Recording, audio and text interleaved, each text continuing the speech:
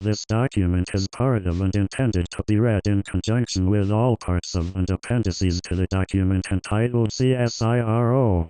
Appendices are available at URL links provided electronically within the report. This document and its appendices are provided in good faith and without malice or ill will. They are part of an open and continuing public and political debate about a challenging topic of public and political interest and controversy, and with serious and important adverse consequences affecting all Australians. It's of declared interest to Steve Austin and to federal politicians. It analyses public claims made primarily by advocates in public functions funded by government using the public purse. I've written to many of the people whose behaviors, opinions and/or claims are discussed in this report, and whose core claim is that human carbon dioxide, CO2, caused Earth's latest modest cyclic global atmospheric warming that ended in 1998. Most have responded. All have failed to provide empirical scientific evidence and logical scientific reasoning for the basis of their core claim. All seemed reluctant to address my questions adequately. They failed to meet my reasonable need for integrity, reassurance and understanding. To the best of my knowledge, my work is substantially true, correct and fair. My report is based on years voluntary research and investigation to protect my family and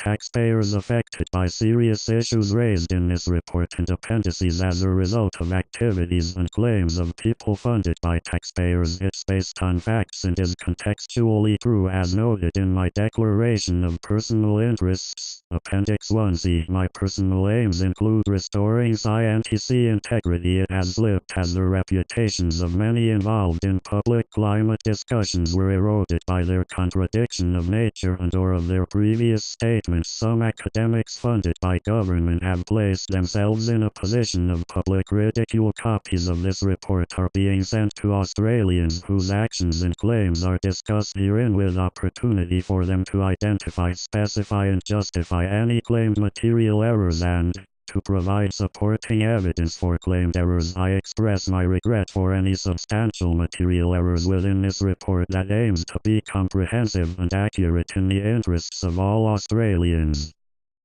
This report was prepared at the invitation of Steve Austin, host on ABC Radio 612 Brisbane. Steve Austin invited a management consultant's review of CSIRO's document entitled The Science of Tackling Climate Change. He specifies that the report is, quote, the official CSIRO document provided by the head of CSIRO, Dr. Megan Clark. As you know, CSIRO had a great number of scientists contributed to the IPCC report. As Dr. Clark told the National Press Club in Canberra late 2009, I interviewed the chief executive of the CSIRO, Dr. Clark, recently, and she made it quite clear that they stood by their research and the data they have provided that supports the general concerns about sea levels rises, shifting climate and water data. My brief from Steve Austin is to, quote, please read through the Australian scientific paper and identify where you believe the CSIRO data has been falsified or is wrong. Work started immediately on reviewing CSIRO's report. My review progressively uncovered ever more disturbing insights into CSIRO, and the global warming industry investigation eventually led to the inescapable conclusion that Australia's national governance is threatened. Consequently, this report was prepared for all members of Australia's National Parliament. It's being posted to each MP via registered post with delivery confirmation. This document is part of and intended to be read in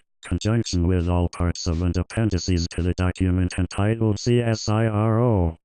To minimize paper and resource usage and to enable readers to easily verify facts, detailed appendices are available electronically since they comprise over 700 pages. Internet links are provided. My tertiary education qualifications are similar to those of the United Nations Intergovernmental Panel on Climate Change, UNIPCC, Chairman Dr. Rajendra Pachauri. My rigorous statutory qualifications and past statutory responsibilities for the lives of hundreds of people are based on my knowledge of atmospheric gases including carbon dioxide, CO2. CSIRO's misrepresentations are so alarming that before presenting my analysis, it's necessary to provide context. The pain of discovering the truth about an Aussie science icon is deeply disturbing. CSIRO developed a justifiably proud reputation over many decades and contains many fine dedicated scientists and people across disciplines. Why though does CSIRO corrupt science? Why does the CSIRO's executive management contradict empirical scientific evidence? What does it reveal about Australian national governance? Methodically using solid data, sound analysis and considered judgment to analyze, the CSIRO identifies core issues. Understanding gives birth to solutions that provide hope and reassurance. We can convert despair to celebration of the human spirit and use this huge opportunity to secure a far wealthier and fairer future in Australia. Executive Summary.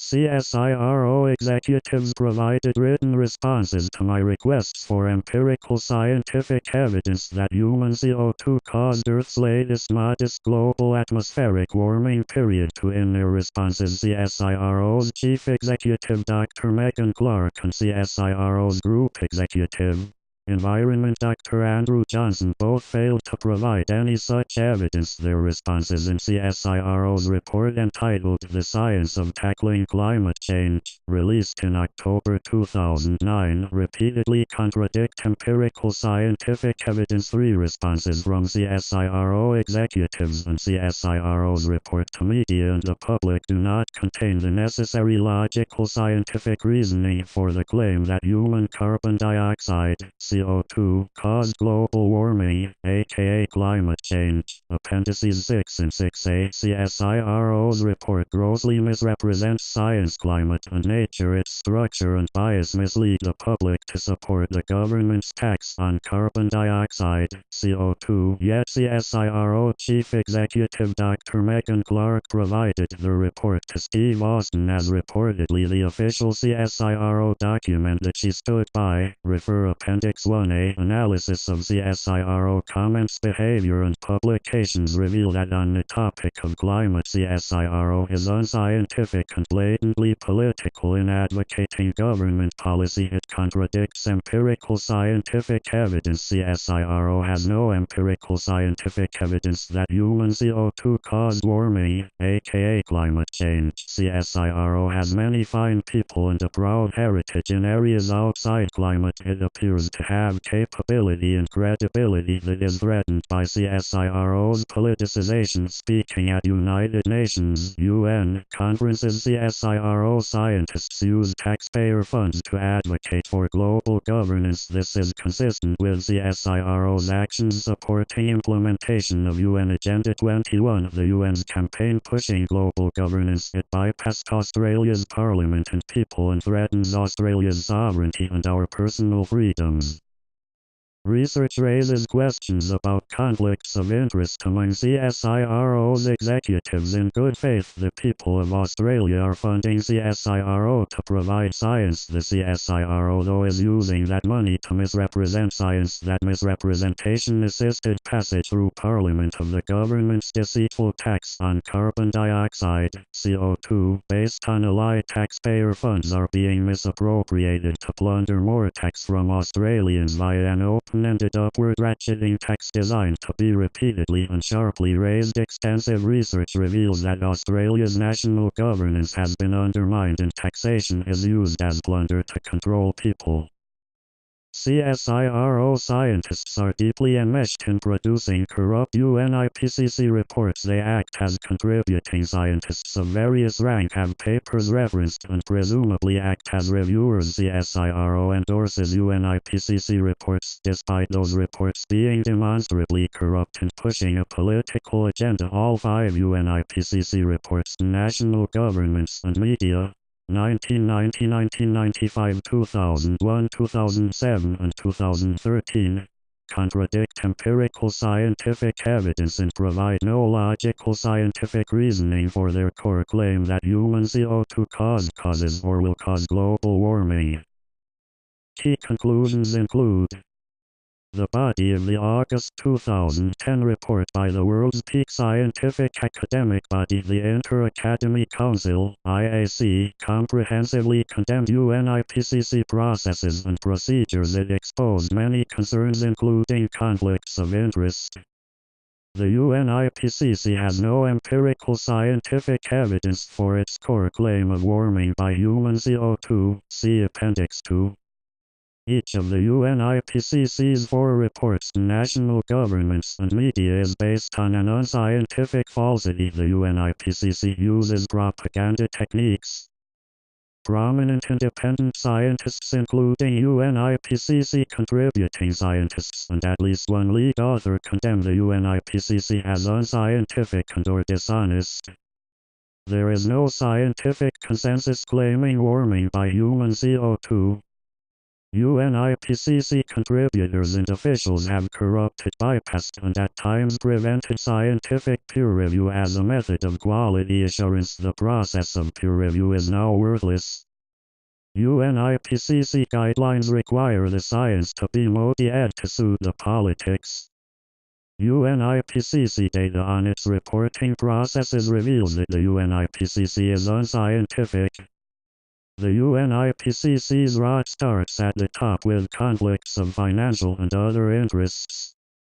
Significant chapters and parts of UNIPCC reports are written by junior scientists and by political activists, ideologues, and extremists funded by foundations with close connections to international bankers pushing global governance.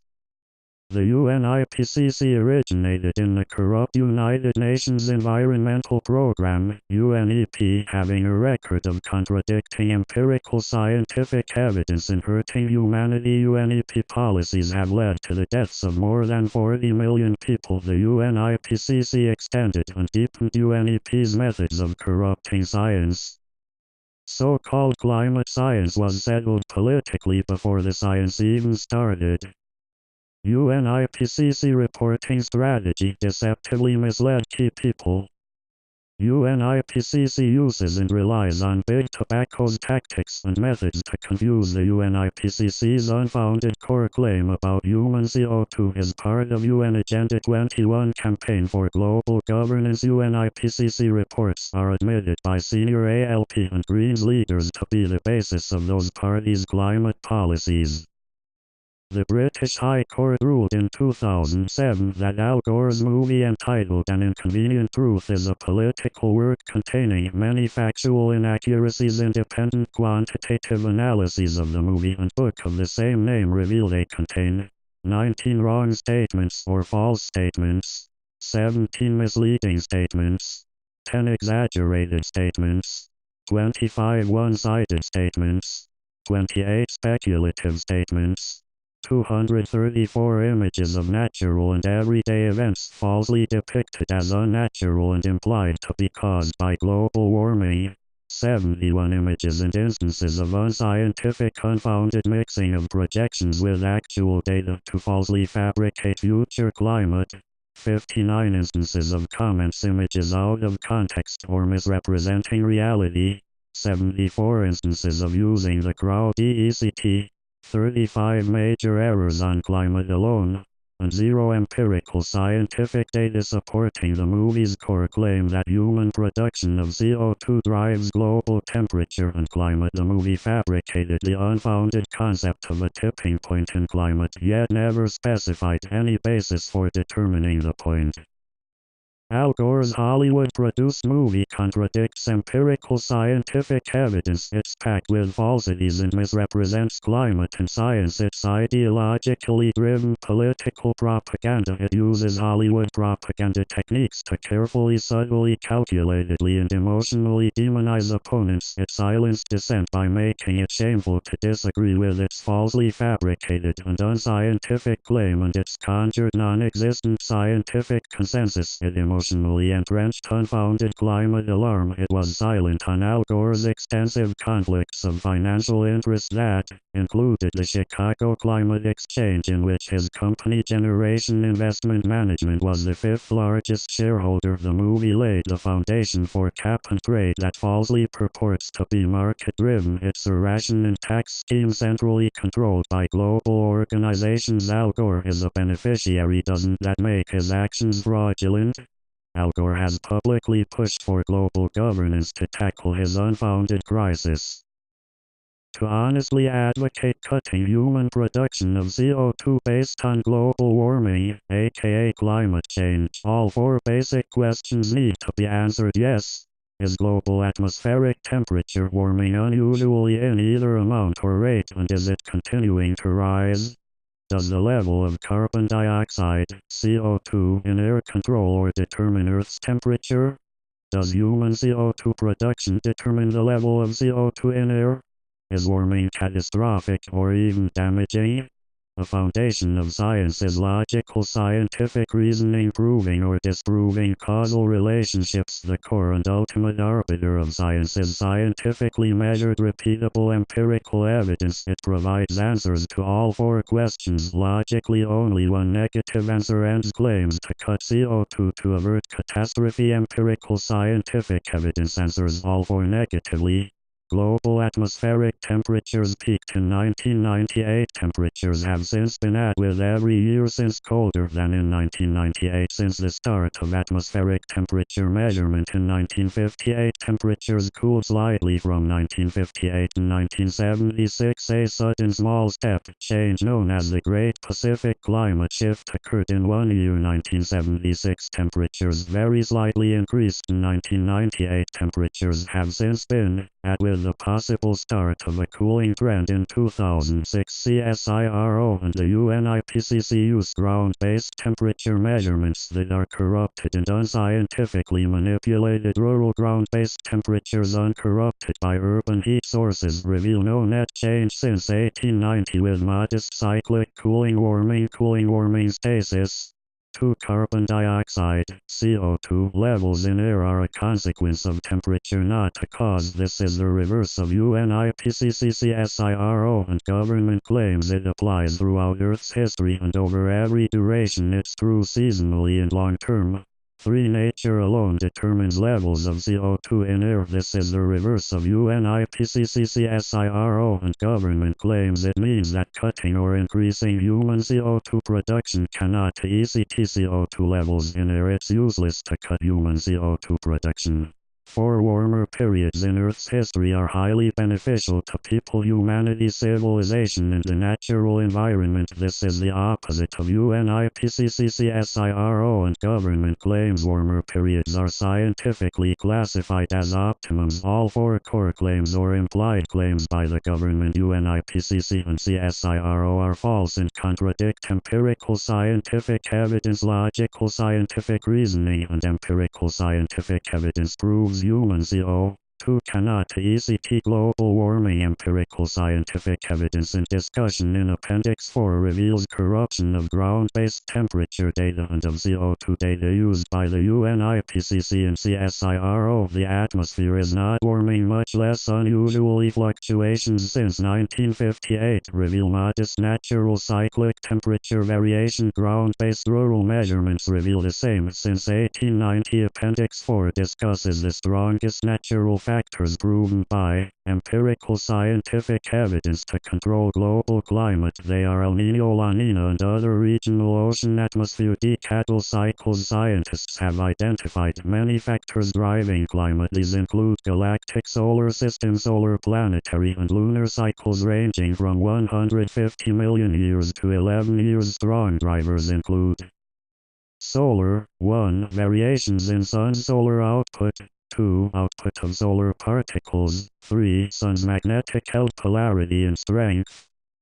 Water vapor, 1. Atmospheric water content, 2. Cloud cover. Cyclic regional decadal circulation patterns such as North American Oscillation and the Southern Pachi Sea Oceans El Niño, together with their variation over time. Ocean, 1. Temperature, 2. Salinity, 3. Currents, 4. Sea surface temperatures.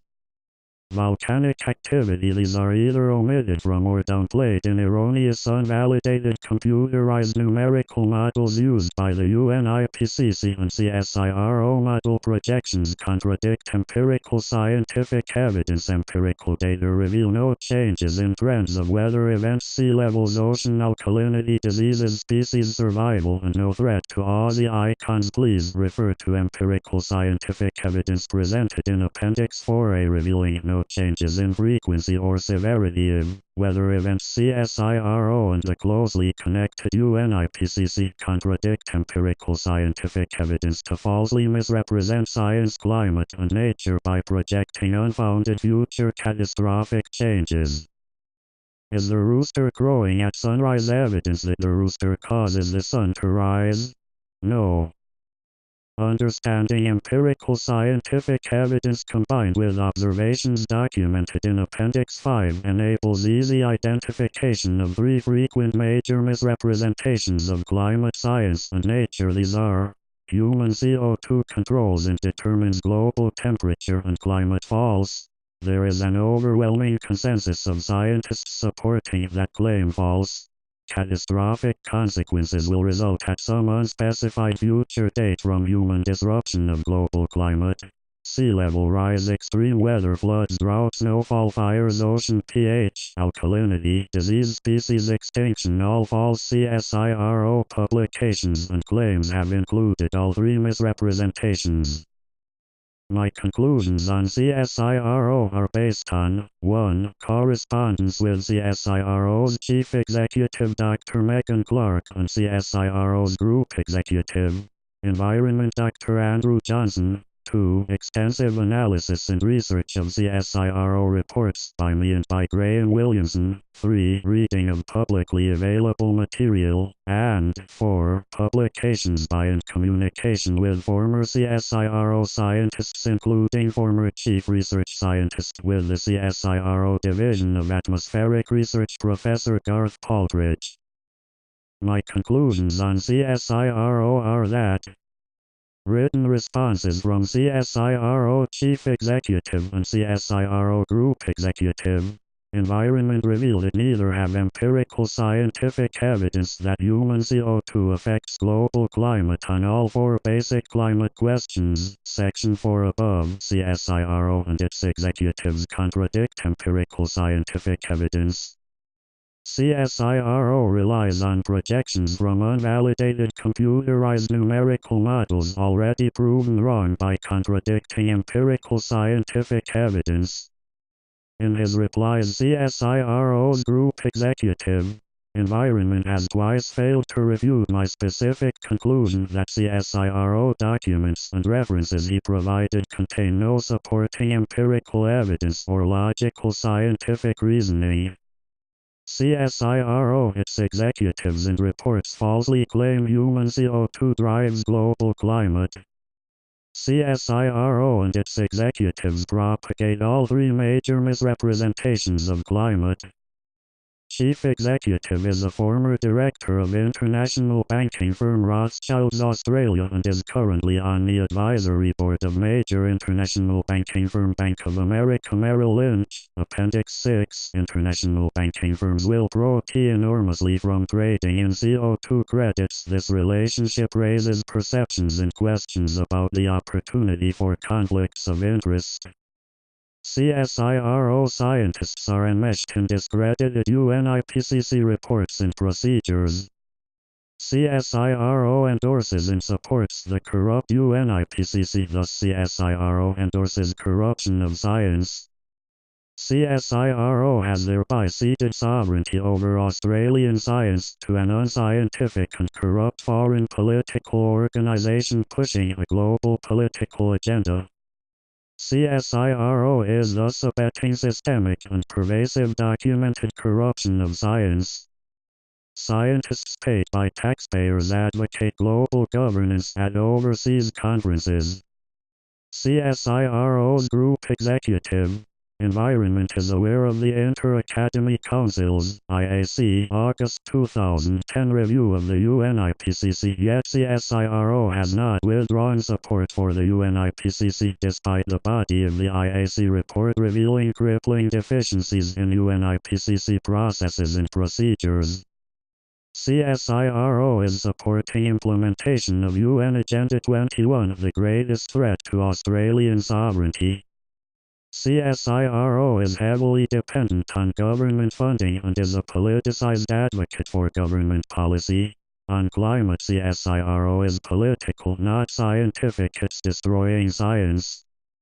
CSIRO scientists are driven into political advocacy. Within Australia, CSIRO scientists act as political advocates. CSIRO's glossy print and website brochures are not objective and not scientific. They merely advocate the alarmist or political view on climate. Activists are involved in CSIRO climate publications contradicting reality. CSIRO climate reports reveal traits of carefully constructed propaganda. CSIRO's culture has led to formal complaints of bullying.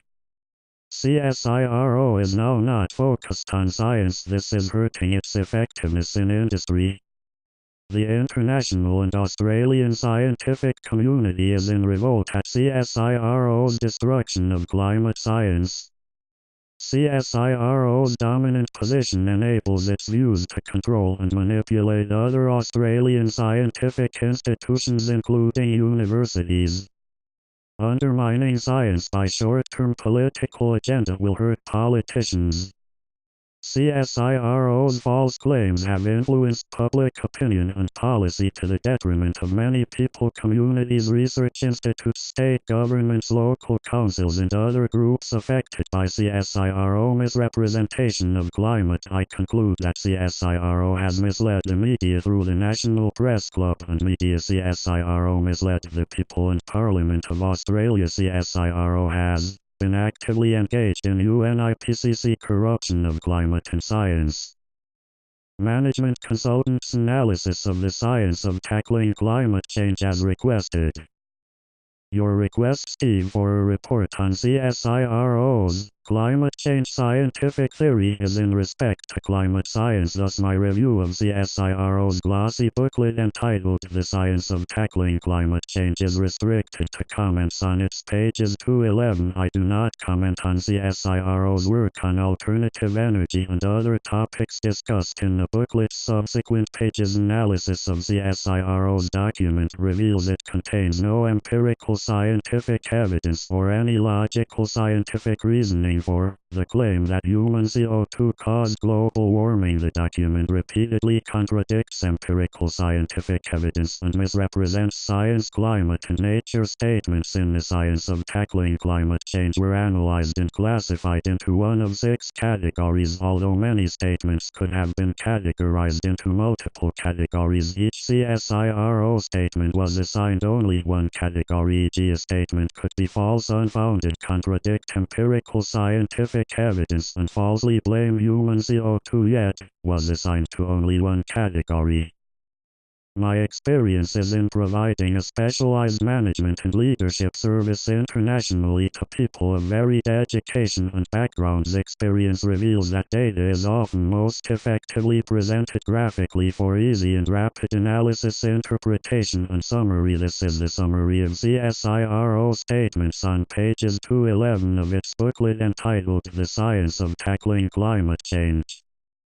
CSIRO contradicts empirical scientific evidence and relies instead on unvalidated computerized numerical models contradicting empirical scientific evidence and proven to be wrong. The foreword by Dr. Andrew Johnson and the succeeding 10 pages, numbered 211, contain many misrepresentations of science and climate. Significantly, in the page discussing climate alarm's biggest unfounded scare, projected future sea levels, CSIRO makes 12 statements contradicting empirical scientific evidence that was followed by the page discussing temperature and climate projections with 10 contradictions of empirical scientific evidence. CSIRO knows how to scare people. The CSIRO report's relatively short script is crammed with misrepresentations, yet it has no empirical scientific evidence of human causation and often contradicts empirical scientific evidence. Why?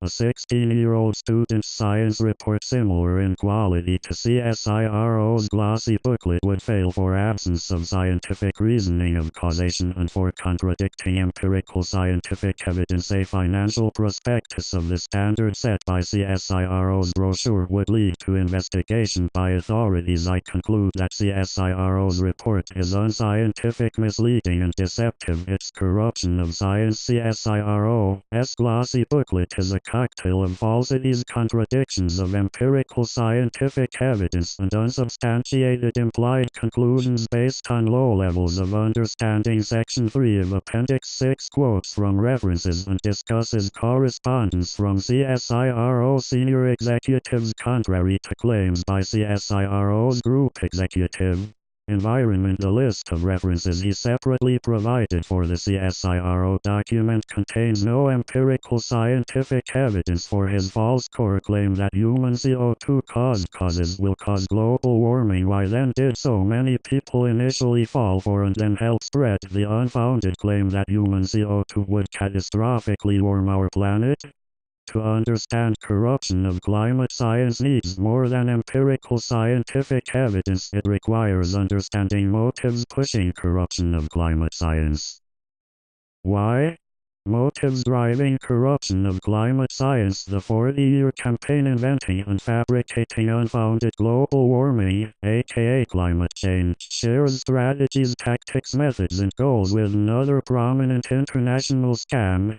The 40-year campaign by international bankers to create and own the American Federal Reserve Bank. The Fed controls America. It's not an American government department. It's privately owned by an alliance of European and American banks. The Bank of England is privately owned. This conclusion is based on many independent reference books documenting events and facts associated with a concerted push for unelected global governance.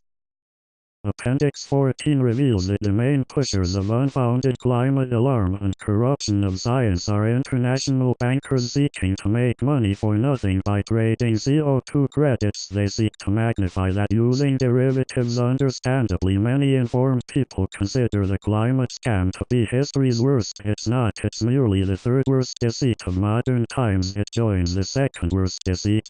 International bankers' money fraud, creating currency as debt out of nothing. Our ad money is not backed by anything. If citizens behaved as do international bankers, we would be jailed for counterfeiting and fraud. Appendix 14 documents UN corruption of climate science as one part of its deceitful UN Agenda 21 campaign. It aims to remove people's private property rights and to control land, water, airspace, resource allocation, and energy. It's part of a deceitful push for global governance and control. This is clear and widely documented. It's based on anti-human ideology. Anti-human ideology is the worst deceit of modern times. During the last century, it caused hundreds of millions of deaths. It's driven by international bankers pushing global governance using anti-human fabrications contradicting empirical scientific evidence. Appendix 14 reveals the core problem. Government control over people. It pushes tax plunder costing every Australian family thousands of dollars each year. Australian Taxation Office Deputy Commissioner Jim Killaley revealed in 1996, quote, "Since 1953 multinationals have paid little or no tax." He reinforced it in 2010. Each week the typical Australian works from Monday to Smoko on Thursday, 34 days, to pay government taxes, fees, rates, levies. Foreign companies use infrastructure funded by Australian families and small businesses, yet they pay less than 10% of Australia's tax. That's not a fair go. We now face another tax. It's an open-ended upward ratcheting tax tax on CO2. The government admits it's designed to be dramatically raised in future to cause pain to change people's behavior. Growing central control within Australia and globally is hurting Aussie families. It's threatening our nation's existence, people's security and our children's future. In good faith, the people of Australia are funding CSIRO to provide science. The CSIRO, though, is using that money to misrepresent science. That misrepresentation and others by taxpayer-funded advocates and the Prime Minister's broken pre-election promise assisted the government's deceitful tax on carbon dioxide, CO2, to pass through Parliament. Appendices 9 and 12, taxpayer funds are being misappropriated to plunder more tax from Australians. Exposing the international bankers' scams raises enormous opportunities for Australians to increase national and personal wealth and to restore freedom. This report could trigger typical responses from those pushing, supporting, hiding, or benefiting from corrupting climate science. Some are listed in Appendix 14, Section 20. Consequences of climate corruption. Appendix 16 documents enormous direct and indirect costs of unfounded climate alarm. It reveals that international bankers are the greatest global environmental and humanitarian threat. Other threats include enormous economic and social costs to Australian families as listed. Corruption driving unfounded climate alarm is significant and extends across society at huge cost to Australians. Carbon dioxide, CO2, is not a pollutant. Focusing on a non-problem diverts valuable time, attention, money, research, energy, and resources away from cutting toxins and stopping real pollution. Appendices reveal that climate alarm is one of the greatest threats to the global environment. We need to drop unfounded climate alarm and return to cutting real land, air, and water pollution. Consider the advocates' financial and personal interests. Consider the behavior of CSIRO academics and politicians contradicting empirical scientific evidence in falsely advocating that human CO2 drives global climate. Their public work reveals characteristics of political advocacy. CSIRO's climate advocacy is destroying its scientific reputation. They've placed themselves in a position of being perceived as compromised. I do not trust their claims, statements, or intent. Part 2 discusses other groups funded by government and pushing unfounded climate alarm and advocating taxing and or trading CO2 during investigations of climate advocacy within government-funded organizations. A small group of Australian academics identified itself through recurrence of their names within and across organizations. Some names recurred more often and or more significantly than did others. Two were most prominent: David Carroll and will stay on both staunchly publicly advocate government policy cutting human CO2 production. To illustrate this linkage across government-funded organizations, consider David Carroll's publicly reported interactions and links. Reportedly, he is linked with many CSIRO staff as a co-author of papers cited by the UNIPCC and as a UNIPCC contributor. Holds a significant position with the BOM. Admits receiving payments from the government's Department of Climate Change. Is a member of the Science Advisory Panel of WWF, a politicized activist organization corrupting climate science and pushing global governance. Is a member of the working group that produced the Australian Academy of Sciences unscientific booklet funded by the Department of Climate Change. Is a member of the Climate Commission's Science Advisory Panel funded by the Department of Climate Change. Is arguably the most senior UNIPCC contributor to its core claim that human CO2 caused global warming. He is a lead author and review editor of the sole chapter making that claim in the 2001 and 2007 reports, respectively, and draft writer of the 2007 summary for policymakers given to media and politicians worldwide. Features prominently in ABC broadcasts misrepresenting climate science. Is employed as a professor at a prominent Australian university receiving government grants for studying climate. receives government grants including a federal government grant in 2006 of $19 million to study detection and attribution of climate change that was given after closure of the UN IPCC report that supposedly presented what politicians and academics misrepresented as a settled science. Makes unfounded claims following natural weather events. Such claims are presented as expert comment yet contradict empirical scientific evidence. Reinforces publicly all three major climate misrepresentations. Is connected with several self-interested global organizations including some pushing global governance and control.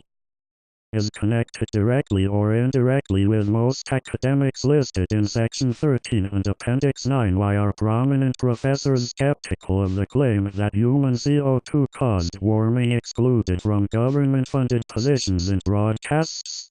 Why are the opinions of eminent scientists such as Ian Plimer, Bob Carter, Garth Paltridge, Stuart Franks, and Bill Kinnaman excluded? Is it because they're scientists of the real world and rely on empirical scientific evidence and logical scientific reasoning? Why are they excluded in favor of scientists relying on unvalidated erroneous computerized numerical models and contradicting empirical scientific evidence? The government's obvious bias raises broader issues through awarding grants reportedly heavily biased in favor of climate alarm. Is government pushing scientists to restrict research of skeptic views or to be advocates? How can individual scientists independently explore nature when one of the consequences seems to be loss of scientific independence and objectivity? Why does government make appointments to its bodies from a tight-knit small clique of people? Why exclude those who factually challenge the unfounded claim that human CO2 caused Earth's latest modest cyclic global atmospheric warming period that ended in 1998? Can objectivity come from a small group funded by any self-interested government and contradicting empirical scientific evidence? It triggers the question, is there a tight-knit cabal spreading alarm within the global warming industry? Our two core challenges. Appendix 17 reveals the two greatest problems we face. 1. The stifling control of socialist over government, and 2. Its driver, the human condition or ego. The ego is underlain by fear that triggers guilt and greed. It manifests as a grab for power by manipulating to control. The push for global governance is Australia's most severe threat. Taxation has become plunder. Private land and property rights and freedom are being stolen. Government funding enables destructive, costly direct and indirect control of people. Our inherent care and trust are manipulated and used against us when people seek to control. It's revealing because always beneath control is fear. Control often masks weakness. Solutions. Appendix 18 acknowledges that government's fundamental duty is to protect life and protect property. Democratic governments are formed by the people to serve the people. Today, though government plunders and controls the people to serve government, how can excess government control by egotistical manipulators be minimized? Appendix 18 provides information on systemic and personal changes to restore freedom and efficiency. It enables greater environmental and humanitarian care. Useful reports do more than list serious problems. They offer constructive solutions for consideration. This report offers the following. Follow due process restoring governance consistent with our country's constitution. Instill means for voters to directly hold politicians accountable for corruption. Methods used by the Swiss have produced high accountability. Exit the corrupt UN immediately. Introduce a simple transaction tax whose rate is determined and modified by voters in referenda. It would replace all other taxes and be levied by states with some revenue apportioned to a national government with vastly reduced responsibilities. Restore Australia's federation. Cap government expenditure using caps set by the people using direct democracy. Restore freedom of speech. Eliminate regulations across the board to enable citizens to live freely and to stimulate creativity needed to improve environmental protection and efficiency. Restore honest currency to replace that money currently issued as debt with no tangible backing and of no inherent value. Unshackle education from government control to enable creativity and responsibility to flourish and to improve teacher satisfaction and salaries. Remove science from government control after an impartial investigation of CSIROh and BOM and of grants awarded to institutions claiming unfounded climate alarm require funds to be repaid to taxpayers. Recharge Australian industry by providing fairness through fair trade. Allow ideas and people to emerge in response to our country's needs. 22 million Aussies will detail solutions to the mess made by international bankers. Give compassion to those trying to control giving compassion. BTS givers too. Celebrate and appreciate the wonderful reality of humanity and nature. First step to freedom. The depth of corruption shocked me. People use many methods to control others. These include overthrowing nations, fraudulently creating money as debt out of nothing, using camouflage such as sustainability and biodiversity for stealing land, smearing corruptly, fomenting unfounded alarm, lying, manipulating, making unlawful regulations, and stealing money under false pretenses. Those seeking to control others are desperate, they're in pain and in fear. People corrupting science and people using anti-human ideology to push global governance are misguided or misinformed. We cannot condone their damaging control, yet blaming them will not assist to prevent recurrence. We need to understand that requires avoiding value judgments that cloud our minds and hearts and drive us to control. Appendix 18. Forsaking ego-driven value judgments enables true forgiveness that clears our minds and hearts. It brings us peace and real freedom regardless of events. We're all doing the best we can by not making value judgments about others. We can truly forgive with real freedom's inner clarity. We are conscious of core issues as a basis for taking effective action to free people. International bankers' anti-human strategies have been choking nations worldwide, from Africa to Australia, for centuries. Despite an estimated $100 billion spent on climate science, media and propaganda, people worldwide are seeing through the scam. We've earned our freedom from international bankers' greed. Australians can restore integrity and return to having the world's highest per capita income, securing our nation and securing a future for our children. Bureau of Meteorology, BOM. My conclusions on BOM are that, in his response to my requests for empirical scientific evidence and logical scientific reasoning that human CO2 caused warming, the BOMs had failed to provide evidence. He merely claimed such evidence exists. His statement is false. BOM cites and relies upon a non-existent scientific consensus, an unscientific term. The head of BOM cites a joint BOM-CSIROh report implying evidence, yet that report contains no empirical scientific evidence that human CO2 caused warming. It relies on prior false assumptions, presumably in UN IPCC reports that falsely claim human CO2 caused warming. BOM makes false claims about human CO2 causing climate change. BOM cites, relies upon and endorses UN IPCC corruption. BOM has failed to do its due diligence on UN IPCC climate claims and thereby ceded Australian sovereignty on climate science. BOM's climate reports misrepresent climate science and nature. BOM is funded by government. BOM's climate advocacy appears to allow public misrepresentations to go unchecked. BOM contributes to World Meteorological Organization reports contradicting empirical scientific evidence and falsely claiming human CO2 changes climate.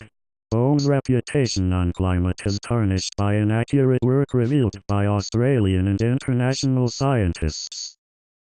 Government-funded organizations, agencies and departments' correspondence with Australian Academy of Science executives and details about interactions with the Academy are documented in Appendix 8. These are combined with experience and/or investigations of other agencies. My conclusions are: In his response to my request for empirical scientific evidence and logical scientific reasoning that human CO2 caused warming, the Academy's science policy manager failed to provide such evidence. He falsely claimed such evidence exists and provided 30 references that he said contained the evidence sought. Checking every reference revealed no empirical evidence that human CO2 caused global warming. All were references cited in the Academy's glossy flagship climate booklet, falsely implying global warming due to human CO2. My detailed formal complaint to the Academy's president, Professor Suzanne Corey, a CSIRO board member, produced no response. Was it coincidence that the Academy's booklet emerged around the time that the Inter-Academy Council's report damned UNIPCC processes and procedures? Appendix 8 provides details. Government funds the Academy. Its glossy flagship climate booklet was commissioned and funded by the Department of Climate Change. The Academy and its booklet repeatedly contradict empirical scientific evidence and falsely imply human CO2 caused global warming. It's not scientific, it's propaganda. The Academy has close ties with the UNIPCC and CSIRO. Another organization funded by government is the Office of Australia's Chief Scientist. My request to the Chief Scientist for empirical scientific evidence that human CO2 caused global warming failed to provide any evidence. The Chief Scientist falsely publicly advocates that human CO2 needs to be cut. The Chief Scientist's office makes fundamental errors in misrepresenting climate science, contradicting empirical scientific evidence, and failing to do its due diligence. The Chief Scientist is funded by government.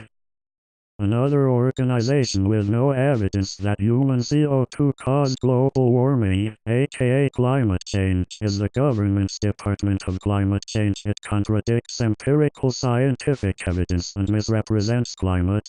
National academies around the world have no evidence that human CO2 caused warming. The body of the August 2010 report from the world's peak scientific academic body, the Inter-Academy Council, IAC, comprehensively condemned UNIPCC processes and procedures. It exposed many serious issues including conflicts of interest despite having no empirical scientific evidence that human CO2 caused global warming, and without members' consent the executives of some academies endorsed their government's policy. Members of some academies have censured executives for that position and forced a more honest appraisal of science, effectively admitting the lack of evidence. There are no organizations overseas with evidence that human CO2 caused warming. NASA affiliate condemn NASA's rogue Goddard Institute of Space Studies, GISS, for its climate advocacy and corruption. James Hansen leads GISS's position. Both he and GISS have repeatedly contradicted empirical scientific evidence. Both lack evidence that human CO2 caused global warming. Government funds NASA GISS's corruption of climate science. The American government's National Oceanic and Atmospheric Administration, NOAA, provides no empirical scientific evidence for the claim that human CO2 caused warming. Its implied statements contradict empirical scientific evidence. America's Environmental Protection Agency, EPA, is similar beyond climate. Its corrupt anti-human policies contradicting empirical scientific evidence have helped to cause millions of third-world deaths. Appendices 8 and 14. Britain's infamous Stern Review has no evidence that human CO2 caused global warming, yet it recommended a policy of severely cutting human CO2. Its methods have been debunked scientifically, economically, and statistically. It contradicts known principles in all three disciplines and contradicts empirical scientific evidence. The Stern Review has been comprehensively exposed for its disgraceful unscientific advocacy on behalf of Tony Blair's government. These agencies make all three misrepresentations of climate. Australian academic activists and advocates. During recent years, I contacted all 9 most prominent Australian academics who claim that human CO2 causes global warming, aka climate change. I asked them to provide empirical scientific evidence for their claim. Most responded. All failed to provide evidence. 9 are professors. David Carroll, Tim Flannery will stay on, Ross Garnaugh, Leslie Hughes of Hope, Gilbert, Kurt Lamech, Matthew England, and Andy Pittman. They share the following traits.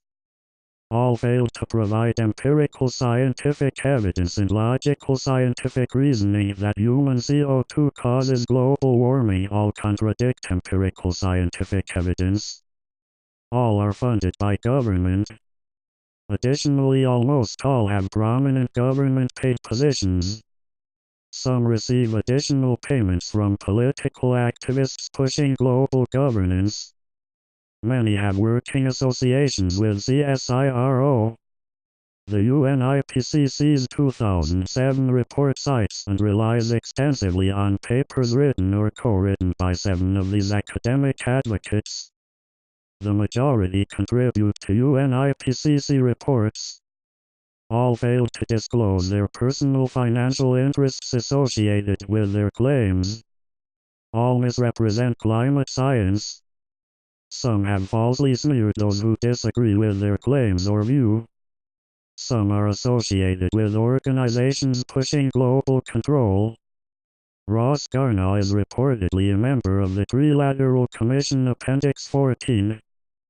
2/3 are connected with or depend on the government's discredited Climate Commission for their careers and financial income. A 10th academic who I've not contacted and whose work is discussed briefly in Appendix 9 is Stefan Lewandowski. Reportedly, quote, Lewandowski gets $17 million of taxpayer funds to denigrate people who disagree with him. I conclude that if through such a taxpayer-funded approach is a threat to science and to free expression, the academic's behavior produces many serious questions and consequences discussed in Appendix 9.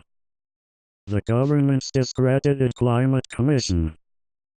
Climate Commission members and reports contradict empirical scientific evidence and provide no logical scientific evidence that human CO2 caused global warming. Members and reports fabricate, exaggerate, and project unfounded catastrophe and spread all 3 major misrepresentations of climate science discussed in Part 1, Section 5 and in Appendix 5. The Climate Commission has become the subject of ridicule after wild exaggerations, alarmist statements, and contradictions by members, particularly the Chief Climate Commissioner Tim Flannery. The Climate Commission is not scientific, it's political. It displays traits of propaganda. It corrupts science, giving politicians false statements that thousands of scientists support the government's claim about CO2. Why are so many positions handed to the same small cabal of academics? There seems to be a wider cabal of academics supporting government policy who move among boards of government-funded agencies, universities, NGOs, and like-minded organizations capturing taxpayer funds. Prominent universities funded by government. As a result of their government dependency and high public profile, some universities appear locked into operating in a way that supports government's agenda. That support appears to be in the form of comments supporting the political agenda and discrediting those with opposing views. The University of New South Wales, University of Melbourne, University of Queensland, and the Australian National University all vigorously promote the claim that human CO2 caused global warming. All universities claiming human CO2 causes global warming lack any empirical scientific evidence or logical scientific reasoning for their claim. All contradict empirical scientific evidence. Prominent universities in Britain and America known to be closely associated with the global warming industry have failed to transparently and independently investigate complaints of serious corruption, including complaints referred by British Parliament. My complaints to the universities of Queensland and Melbourne about behavior and/or ethics were lightly dismissed. Section Appendix 9 reveals that the university academic reportedly received $17 million of taxpayer funds to denigrate people who disagree with him. What is happening at universities with taxpayer funds?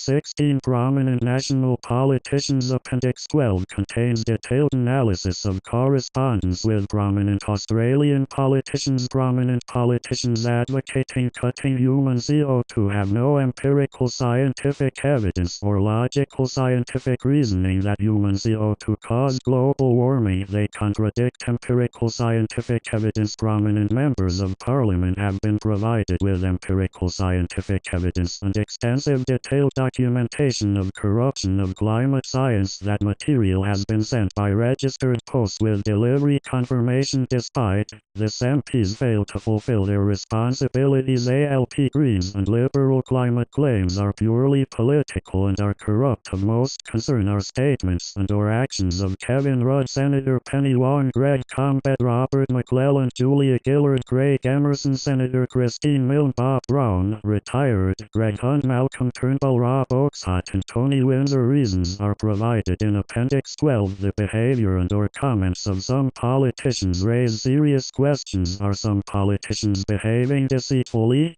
Many MPs are reluctant to discuss corruption. The rapidity and ease with which some DECT accountability is of grave concern. Groupthink seems rife. Known skeptics within the federal parliamentary ALP have failed to publicly speak their truth. MPs were advised that the Gillard-Brown Multi-Party Climate Change Committee, MPCCC, recommending that Parliament pass the tax on CO2 seems to have been misled by its government-appointed expert advisor. MPs seem unconcerned.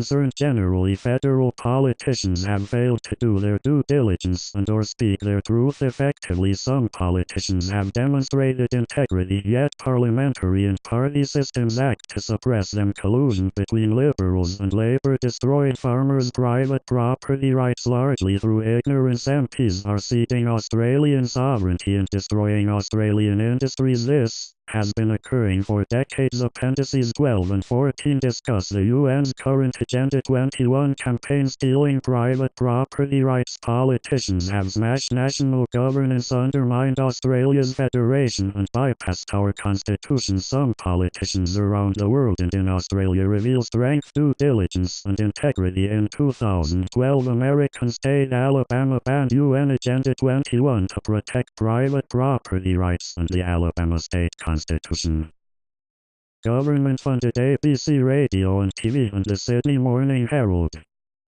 The analyses demonstrate extreme bias in the ABC on climate. The ABC is demonstrably an advocate for government policy. Some examples include: Media Watch TV purports to hold commercial media accountable. It fails to lead by example with serious misrepresentations implied by smear and innuendo. Its methods are deceitful and damage innocent taxpayers. It contradicts empirical scientific evidence.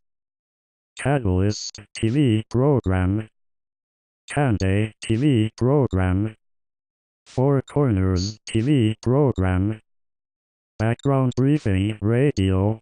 People interviewed by former Four Corners reporter Wendy Carlisle saw her attempt as a concerted hatchet job on the Volunteer 6 Galileo movement. Her extreme attempts failed. That confirmed the Galileo movement as clean and credible. The same cannot be said for her methods. Her ignorance of science is astounding. The ABC responded to my complaint about Stateline TV. The ABC denies any responsibility for checking the accuracy of people it interviews as supposed climate experts, yet it repeatedly broadcasts comments from a narrow group of academic advocates funded by government and misrepresenting climate science. ABC Science programs hosted by showman Robin Williams and Dr. Carl Krusnicki misrepresent climate science and corrupt public understanding of science. ABC programs repeatedly contradict empirical scientific evidence. None have provided empirical scientific evidence and logical scientific reasoning for the ABC's repeated claim that human CO2 caused global warming. The ABC repeatedly broadcasts all three major misrepresentations of climate. Has the ABC failed to do its due diligence, or is its swarm of investigative reporters incompetent and or extremely biased? That so many failed to unearth and expose massive corruption of climate science raises serious questions. APC climate bias is extreme and conducted through omission and complicity in some programs. The bias is structural and is advocacy. It's not clear whether the bias across the APC is cultural or systematic, as revealed in the APC's British sister, the BBC. Taxpayers fund APC broadcasts of government's misrepresentations. These broadcasts are used to steal more money from taxpayers via the deceit tax on CO2. The APC is joined in its biased advocacy for government policy by Fairfax newspapers. In August 2012, Sydney Morning Herald, SMH, reporter Mike Carlton falsely smeared two prominent Aussie journalists, Andrew Bolt and Alan Jones, myself as a volunteer, and the voluntary Galileo movement. He falsely implied it's anti-Semitic. It's not. Both co-founders of the Galileo movement are intimately connected with Jewish people. Why did Mike Carlton contradict facts to drag into climate reporting a religion and race that has been murderously persecuted for centuries? Why did he need to falsely smear people? Why did he raise conspiracy? Why does he resort to changing the topic? Why does he avoid accountability?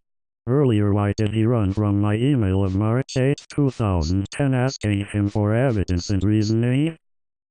Appendix 14 explains standard responses of climate alarmists lacking evidence and reasoning. It reveals methods typically used to discredit people whose views differ. Appendix 13 explores Mike Carlton's outburst to reveal and illustrate significant lessons. It reveals methods some journalists use without any evidence and contrary to facts to trigger panic and shut debate. They can do so because science has been muddied by corruption and politicization. It's not settled science. Appendix 13 reveals that SMH environmental reporter Ben Cubby fails to report on corruption of climate science. His actions demonstrate his ignorance of science. His stories endorse claims that contradict empirical scientific evidence. They reveal an apparent lack of honest inquiry and desire to hold people accountable for corruption of climate science. This is not accurate news journalism. The ABC and SMH spread corruption of climate science. They have prevented an Australian public debate on climate science. Around the same time, a reputable and formerly strong journalist, Andrew Bolt, admitted his behavior has been influenced by fear. This demonstrates the power wielded by media and government. It supports growing calls to protect free speech and freedom. 18 non-government organizations (NGOs). Appendix 15 documents deceitful roles played by some non-government organizations. It's available here. Conscious Docs New 15_APPENDIX PDF. NGOs such as WWF and Greenpeace are responsible for corrupting UNIPCC reports. They falsely use and then spread political campaign material as science. Their frequent public claims contradict empirical scientific evidence. WWF is a UN agent pushing global governance and funded by major foundations connected with international banks. Its anti-human agenda does not protect the environment. It severely damages the environment. Activists write significant chapters and parts of UNIPCC reports. Their connection with CSIROh and the UNIPCC chairman Rajendra Pachauri is documented in Appendix 6.